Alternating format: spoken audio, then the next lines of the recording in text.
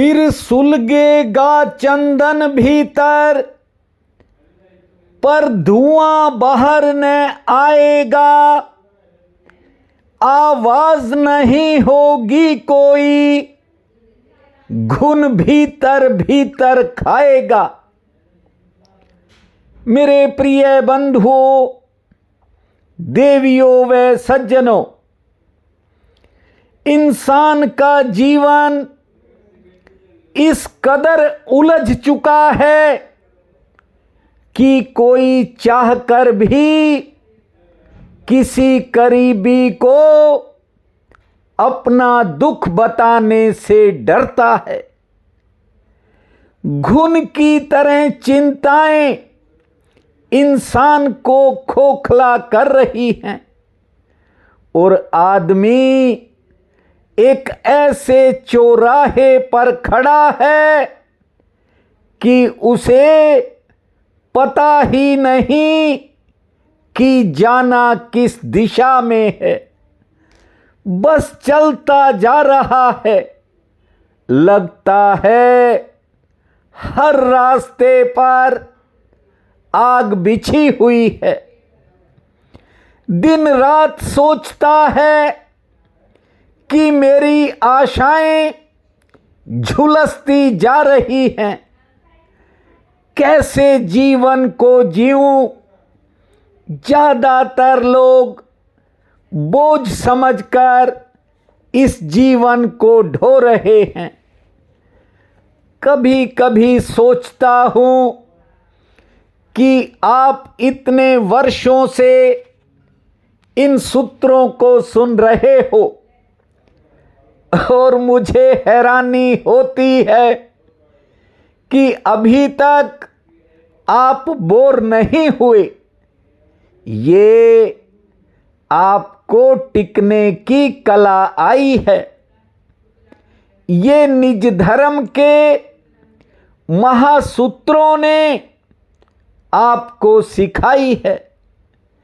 ध्यान दीजिए, उपद्रव ज्यादा है जीवन में, और यदि कोई परमात्मा की साधना की तरफ बढ़ना चाहे तो चाह कर भी नहीं बढ़ सकता।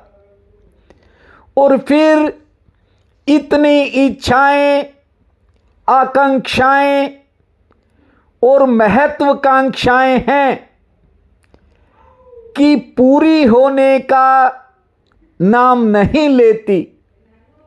आज जो सुना रहा हूं उसे ध्यान से सुनना। मैं रहूं या ना रहूं, इस वीडियो को जरूर संभाल कर रख लेना। देखिए, इंसान की चेतना सो गई, विज्ञान जाग गया। जानते हो, सारी प्रकृति विकृत हो चुकी है। हर घर में बड़े बड़े मेडिसिन्स के बॉक्स लगे हैं, डिब्बे लगे हैं। सारा प्राकृतिक जीवन अस्त व्यस्त होता जा रहा है। जानते हो, आने वाले समय में लोगों को सांस लेना मुश्किल हो जाएगा। यदि हालातों को देखता हूं तो लगता है कि इंसान जीने का ढंग खोता जा रहा है।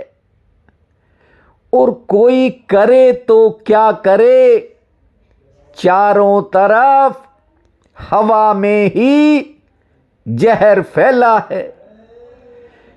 कोई ज्यादा संयमी होगा तो वो बहुत सी चीजों को खाने पीने में इस्तेमाल नहीं करेगा, लेकिन सांस लेनी है तो ऑक्सीजन चाहिए।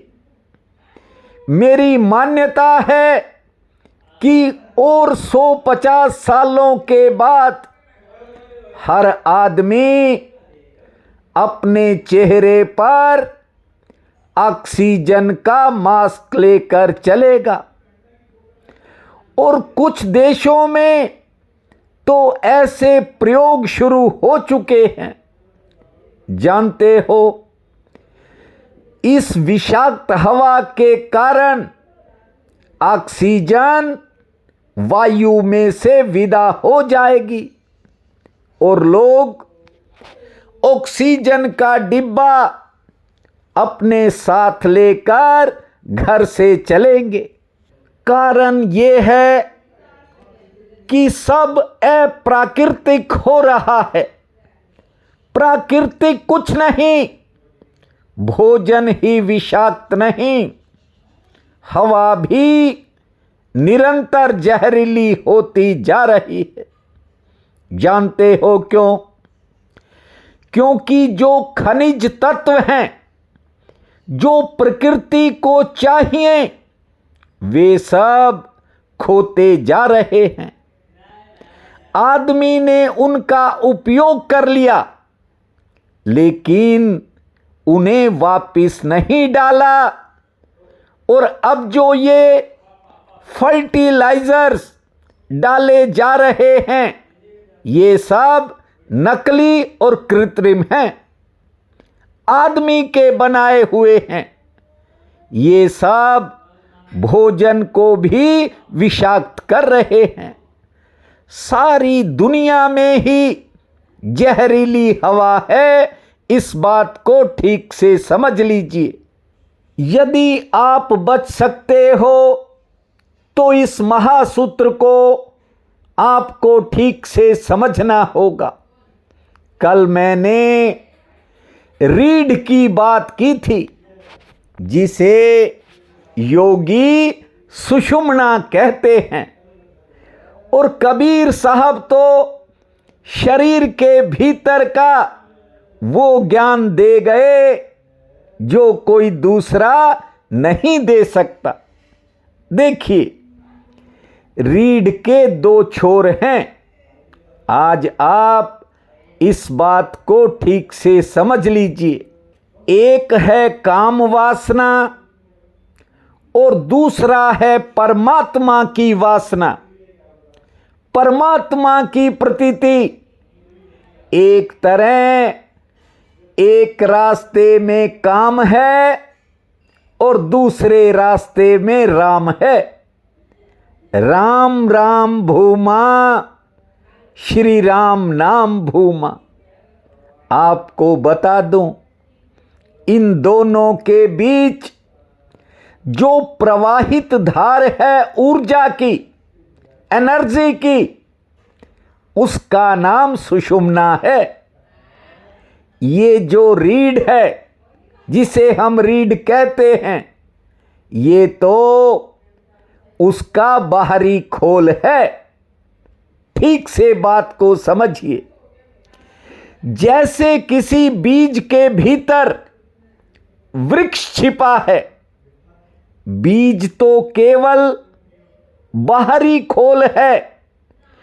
ठीक ऐसे ही जिसको हम रीढ़ कहते हैं, इस रीढ़ के भीतर योगियों की सुषुम्ना छिपी है।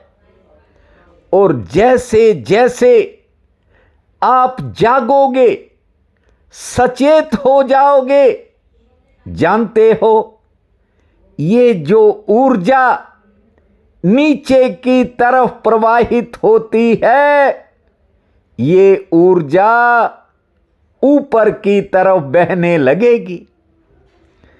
नींद का अर्थ है कि इंसान का जीवन केवल काम वासना को ही जानता है और कुछ जान ही नहीं पाता।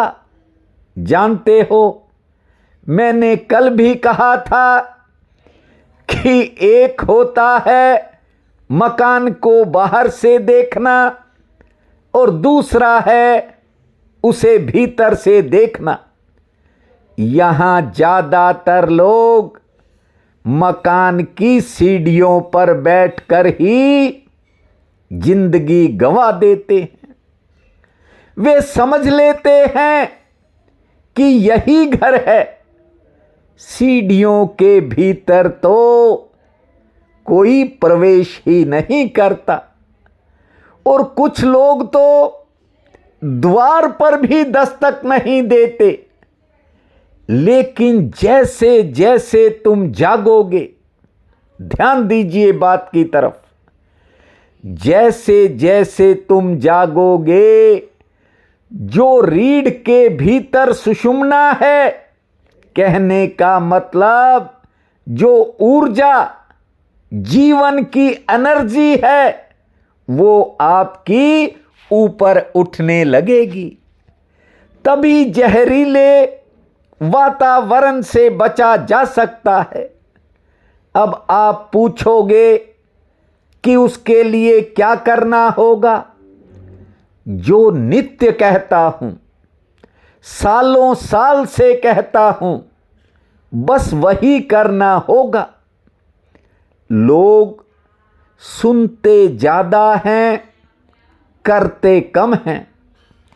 यदि कर लेंगे तो फिर सुनने की जरूरत नहीं रहेगी, ये मैं विश्वास से कह सकता हूं। महासूत्र कहता है, तुम जैसे जैसे जागोगे, वैसे वैसे आपकी ऊर्जा ऊपर की तरफ उठने लगेगी। आप हर काम को पूरे होश से करने लगोगे। यदि बैठोगे तो होशपूर्वक, उठोगे होशपूर्वक। यदि बिस्तर पर सोने भी जाओगे तो होशपूर्वक जाओगे। शरीर नींद में भले डूब जाएगा, लेकिन आप जागते रहोगे।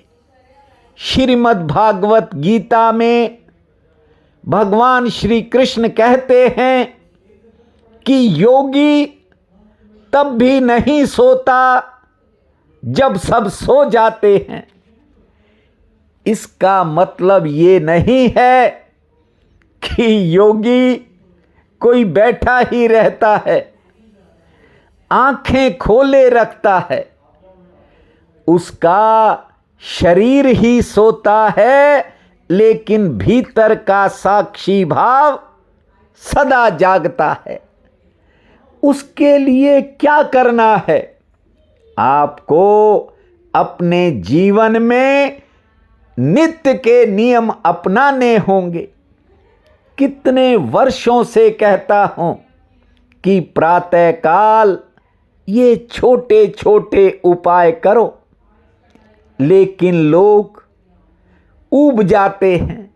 वे सोचते हैं कि ये शायद कुछ ऐसे ही है। कल एक बच्ची का फोन आया था, कह रही थी कि मैं आपका बताया कोई उपाय तो नहीं करती, पर मुझे वीडियो सुनने में बड़ा आनंद मिलता है। देखिए, बात को ध्यान से समझिए।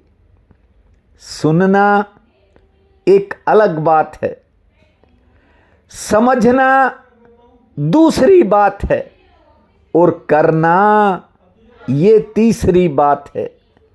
जीवन में छोटे छोटे ये उपाय हैं, इनको आप उपाय समझ के उतारिए। देखना, आपका होश जागने लगेगा और शरीर का सर्वांगीण विकास होगा। ऐसा मैंने उस महात्मा और अपने पिताश्री से सीखा। आज तक जीवन बिल्कुल ठीक गति में चलता है। ये जब मैंने चैनल बनाया था 8-10 साल हो गए। यदि पहला वीडियो मैं आपको सुना दूं, आप हैरान रह जाओगे। वक्त देखिए, उम्र देखिए बढ़ती जा रही है, लेकिन वो भूमा आकर के नित्य शक्ति प्रदान करता है। इसलिए आपसे कहता हूं, या तो काम और या राम। यदि दोनों चाहते हो तो काम भी करते रहो और राम भी जपते रहो। राम राम भूमा, श्री राम नाम भूमा। ये जो जहरीला वातावरण है, जानते हो, ये धीरे धीरे इंसान को खोखला कर रहा है। जीने की धारा धीमी हो रही है, जीने का ढंग भी मंदा मंदा हो रहा है। बेहोशी में लोग जी रहे हैं। ऐसा नहीं है कि वे जीवित हैं। आप समझिए, चारों तरफ ये जो वातावरण है, ये हर दिन इंसान को खा रहा है। लेकिन लोग सोचते ही नहीं, वे तो कहीं और ही जाने की बात करते हैं। देखिए, भीतर से जब तक नहीं जागोगे तब तक जागना नहीं होगा। और जिस दिन आपने जागकर अपने भीतर के रहस्य को देख लिया, जिस दिन आपने जान लिया कि मैं कौन हूं और मैं क्या कर सकता हूं, उस दिन आपको बीती जिंदगी पे हंसी आएगी। क्योंकि जब कोई जागता है अपने प्रति, स्वयं के प्रति, निज के प्रति, जानते हो, उसे उतनी हैरानी होती है जितनी मृत्यु के बाद इंसान को नए जन्म में होती है। मैं नहीं जानता कि कौन किस सनातन की बात करता है, लेकिन मैं इतना जानता हूं, मैं उस सनातन की बात करता हूं जो आपके भीतर छिपा है। बस थोड़ा जीवन में ध्यान को उतारिए, ध्यान से काम करना शुरू कीजिए। ऐसा नहीं है कि आप कमलासन में बैठकर आंखें बंद कर लो और किसी प्रकार के योग करो। नहीं, सब धोखा है। ये थोथा पांडित्य है, ये तोता रटंत बातें हैं। महासूत्र कहता है, ऐसी चीजें ज्ञान नहीं, ज्ञान का धोखा है। आप जो भी करो, चाहे भोजन करो, चाहे स्नान करो, चाहे अन्य कोई भी काम करो, बस ध्यान से करो, क्योंकि ध्यान ज्ञान का गर्भ है। आज ज्येष्ठ अधिक मास शुक्ल पक्ष की द्वादशी है। बहुत बड़ा पुण्य काल रहेगा। उठते ही धरती मां को प्रणाम करना, 12 बार लंबी श्वास छोड़ना, 60 बार ताली बजाना, 10 मिनट शांत बैठने के बाद खुले आसमान को निहारना, सूर्य नारायण मां तुलसी को जल अर्पित करना, गणपति का स्मरण करके अपने कामों की शुरुआत करना, 2 रोटी पुण्य में लगाना, संध्या के समय गणेश जी के चरणों में एक ज्योत जलाना। भूमा गण गण पते नमः, भूमा गण गण पते नमः। इस महामंत्र को जपना, समय आपका मंगलमय रहेगा। प्रिय बंधुओं व मातृदेवी शक्तियों, आज 27 मई दिन बुधवार है। आप सबको मेरा नमस्कार है। आज का राशिफल इस प्रकार है। मेष, आज अचानक किसी रुके हुए काम में गति आने के संकेत हैं। कोई पुराना काम भी बन सकता है। आमदन की दृष्टि से समय सामान्य रहेगा और कहीं जाने का मन करेगा। कोई नया काम भी बन सकता है। वृषभ, आज किसी की कही बात थोड़ा मन में बेचैनी पैदा कर सकती है। ध्यान से आगे बढ़ें। आमदन की दृष्टि से समय मध्यम श्रेणी का है। किसी पुराने काम में सफलता मिलेगी और सेहत पक्ष आपका सामान्य रहेगा। मिथुन, आज किसी कारण मन और शरीर थकावट महसूस कर सकते हैं, लेकिन कोई काम बनने से मनोबल बढ़ेगा, मेहमान आ सकते हैं और किसी नए काम में सफलता का रास्ता खुल सकता है। करेक्ट। आज कोई नया अवसर मिलने से आप प्रसन्न रहेंगे। चौतरफा सहयोग का योग है। आमदन के लिए समय जरूर आज थोड़ा मध्यम श्रेणी का है, लेकिन किसी रुके हुए काम में गति आ सकती है। सिंह, आज कार्य क्षेत्र में थोड़ा उतार चढ़ाव रहेगा। नौकरी पेशा लोगों के काम आसानी से निपटेंगे। सेहत लगभग ठीक रहेगी। कोई रुका हुआ काम गति पकड़ सकता है और आमदन के लिए समय सामान्य है। कोई पुराना काम बनने के भी संकेत हैं। कन्या, नया कोई अवसर मिलने से आज आपका मनोबल बढ़ेगा, लेकिन कोई निजी चिंता थोड़ा मन को घेर सकती है। आमदन के लिए समय शुभ रहेगा। यात्रा हो सकती है और किसी के सहयोग से कोई बिगड़ा काम बन सकता है। तुला, दिन भाग्यशाली है। कोई करीबी आपके काम आएगा। अचानक कोई फायदा भी मिल सकता है, लेकिन दोपहर बाद समय में बदलाव होगा और कोई मुश्किल सामने आ सकती है या किसी काम में देरी हो सकती है। वृश्चिक, आज किसी पुरानी मेहनत से फायदा मिलने के संकेत हैं। आमदन के लिए समय ठीक रहेगा। घर परिवार के कामों पर कुछ नए खर्च भी सामने आएंगे और किसी दूसरे का काम आपके काम को प्रभावित कर सकता है। थोड़ा ध्यान से आगे बढ़ें। धनु, आज मानसिक थकावट थोड़ा रहेगी, या यूं कहूं कोई बीते समय की बात मन में उतार चढ़ाव करेगी। हालांकि दिन अच्छा है। कोई पुराना काम बन सकता है। बिगड़े काम में सुधार के संकेत हैं। मकर, आज मन और शरीर किसी कारण थोड़ा उतार चढ़ाव में रहेंगे। रुके हुए कामों में गति आने के योग हैं। पुरानी मेहनत से फायदा मिलेगा। कहीं जाने का अवसर मिलेगा और किसी बात को लेकर मन में दुविधा बनेगी। कुंभ, किसी रुके काम में अचानक गति आएगी। सेहत आपकी ठीक रहेगी। आमदन की दृष्टि से समय सामान्य रहेगा। कोई नया खर्च सामने आ सकता है। हाँ, किसी की कही बात से थोड़ा मन बेचैनी महसूस करेगा। मीन, आमदन के लिए दिन ठीक है। कोई रुका काम आगे बढ़ेगा। सेहत आपकी ठीक रहेगी। कोई पुराना काम बनने से मनोबल बढ़ेगा और आज अचानक किसी नए काम से भी फायदा मिल सकता है। आज का ये दिन आप सबके लिए अति शुभ फलदायी हो, यही मेरी कामना है। आप सबका बहुत बहुत धन्यवाद।